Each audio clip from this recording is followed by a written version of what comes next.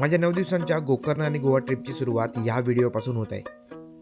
आजच्या व्हिडिओमध्ये आपण लोकमान्य टिळक टर्मिनल्स ते गोकर्ण रोड असा संपूर्ण ट्रेन प्रवास पाहणार आहोत. सोबतच जर तुम्ही ट्रेनने रात्री गोकर्ण रोडला पोहोचलात तर स्टेशनवरून रिसॉर्ट किंवा स्टेपर्यंत जायचे कोणकोणते ऑप्शन आहेत आणि या रूटवर कोणकोणत्या ट्रेन चालतात ही सगळी उपयुक्त माहिती आज आपण पाहणार आहोत. तर चला सुरुवात करूया या प्रवासाला. काय करायचं? काय करणार? कन्फर्म नाही ठेवून तिकीट नाही झाले कन्फर्म. मग एकच ऑप्शन आहे, काय? जनरलने जावं लागेल. ट्रेन कुठून सुटते? Train Lokmanya Tilak terminals. मग तिकडे जाऊन बसावं लागणार, इथे पनवेलला बसायला नाही मिळणार. खरं तर हसू की रडू अशीच अवस्था झाली होती. 1 महिना आधी आम्ही तिकीट काढली होती, तेव्हा फक्त एकच वेटिंग लिस्ट दाखवत होती, म्हणजे ऑलमोस्ट कन्फर्म. निघायच्या दिवशी सकाळी स्टेटस चेक केला आणि कळलं तिकीट अजूनही कन्फर्म झालेली नाही. नशिबाने आम्ही आधीच बॅग भरल्या होत्या, म्हणून वेळ न घालवता आम्ही लगेच लोकमान्य टिळक टर्मिनल्सच्या दिशेने निघालो.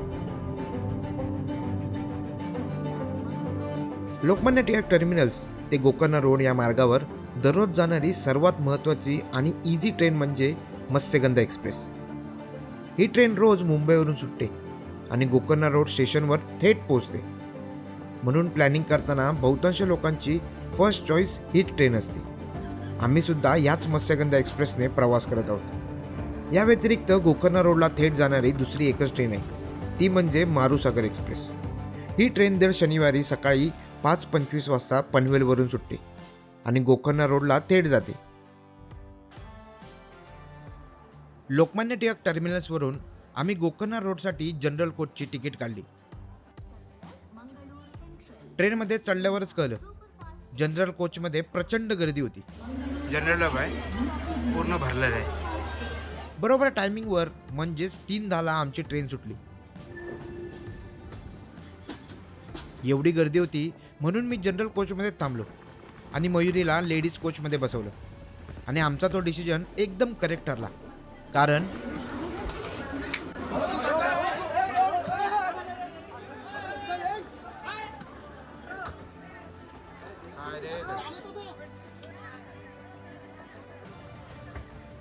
लोकमान्य टिळक टर्मिनल्स नंतर ठाणा स्टेशनलाच इतकी गर्दी वाढली की जर आम्ही पनवेलवरून चढायचं ठरवलं असतं तर कदाचित ट्रेनमध्ये चढणंच शक्य झालं नसतं. याच गर्दीमध्ये कसाबसा उभा राहत मी पनवेल गाठलं आणि त्यानंतर माझ्या वरच्या सीटवर जाऊन बसलो. माणगाववरून सुटली आता ट्रेन. माणगाववरून 5:50चा टाईम होता माणगावचा, तर 5:54 झाले. निघाले ट्रेन टायमिंगवर आहे, पण गर्दी काय अजून कमी होत नाही. फुल गर्दी आहे, फुल झंझट झाली सगळी. वरती बसलोय तिथे, आतापर्यंत वरतीच आहे.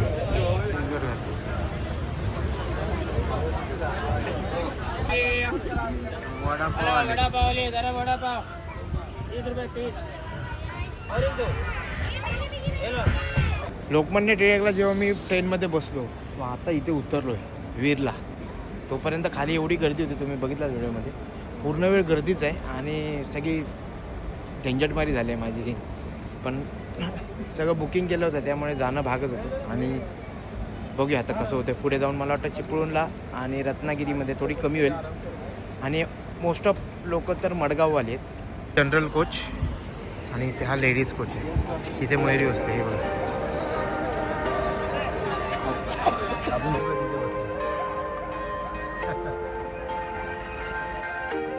थोडा वेळ त्या गर्दीत उभा राहून मी पुन्हा माझ्या वरच्या सीटवर जाऊन बसलो. ट्रेन आता एक एक स्टेशन सोडत पुढे जात होती आणि प्रत्येक स्टेशन नंतर जनरल कोचमधली गर्दी हळूहळू कमी होत होती.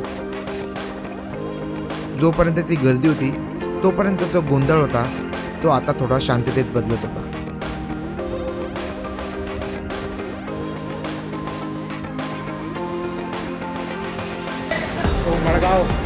मडगाव स्टेशनला आले. वाजलेत 1:44. 2:30चा टाईम होता हिचा गोकर्णा रोडला, पण अर्धा तास लेट आहे, म्हणजे 3 वाजेपर्यंत तरी पोचली पाहिजे. 3:31 झाले, 3:31, आणि आम्ही आता गोकर्णा रोडला पोचलो आहे. आम्ही इंजिनच्या साईडला बसलेलो, त्यामुळे आता एवढं चालत जायचं आहे बघा. आम्ही दोघांनी काढली होती थर्ड टायर एसीची तिकीट, पण आलो आहे दोघंजण वेगवेगळ्या ह्याच्यातून, आपला जनरलमधून बसून. थंडी एवढी नाही आहे, पण असं ट्रेनमधून चालत असताना थंडी वाजते, बाकी अशी नाही म्हणजे नॉर्मली. चला रिक्षा भेटते का बघूया आपण. आणि इथून गोकर्णा बीच आहे, ते बीचवरच आहे आमचा मेरेकी म्हणून रिसॉर्ट. त्याचा वेगळा व्हिडिओ मी बनवणार आहे रिसॉर्टचा, कोणते कोणते स्टे तिथे आहेत, खूप सारे स्टे आहेत म्हणून. पण इथून रिक्षावाले किती रुपये घेतात ते सुद्धा तुम्हाला आता कळेल. बघूया आपण. मग हे स्टेशन आहे आमचं जुनं कणकवली स्टेशन होतं, तसं हे तिकीट काउंटर आहे. आणि हे काका आपल्याला भेटले.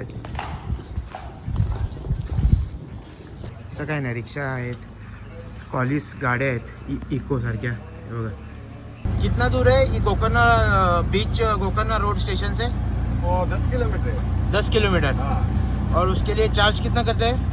गोकर्णा बीच है, हाँ 350 है। 350 यहाँ गोकर्णा बीच है। गोकर्णा बीच के लिए. हाँ, तो ये रात को रहते ही है इधर पब्लिक, मतलब इतना रहते हैं ये रिक्शा, मतलब रिक्शा रहता है क्या? हाँ, रहे। ये अभी लास्ट मत्स्यगंधा आता है तभी तक रहता है ना रिक्षा. आता हा माझं 1% वेटिंग लिस्टवरून मला हा प्रॉब्लेम सॉल्व करावा लागला, पण आम्हाला यायचं होतं. सो आम्ही जनरल तिकीट काढून लोकमान्य टिळक टर्मिनलला जाऊन बसून आलो. लोकमान्य टिळकला गेलो म्हणून आपल्याला बसायला जागा मिळाली. पनवेलला बघितलं चढायला जागा नव्हती, कारण की ठाण्याला तुम्ही बघितलं किती गर्दी झाली होती. सो हा होता आपला आजचा व्हिडिओ. तर पुढे जाऊन आम्ही आता रिसॉर्टला म्हणजे रिसॉर्टला जाऊ.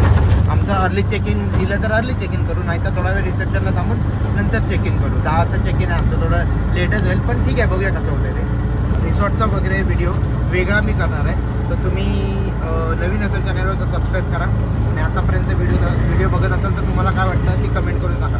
याच्या मी जेवढ्या ट्रेन इथे येऊ शकतात आजूबाजूच्या पण स्टेशनला, त्या सगळ्या तुम्हाला मी सांगितल्या आहेत व्हिडिओमध्ये. तर तुम्हाला कशी वाटली माहिती माझी, तर ती कमेंट करून सांगा कसे वाटले ते. आणि व्हिडिओ आवडला असेल तर लाईक करा आणि तुमच्या मित्रांबरोबर शेअर करा जे गोकर्णाला येतात. आणि रात्री जर मत्स्यगंधा एक्सप्रेस इथे येत असाल आणि जर असं वाटत असेल की रिक्षा भेटेल नाही भेटेल प्रॉब्लेम होईल, तर एकदम बिंदास आहे, काय प्रॉब्लेम. ठीक आहे, जा.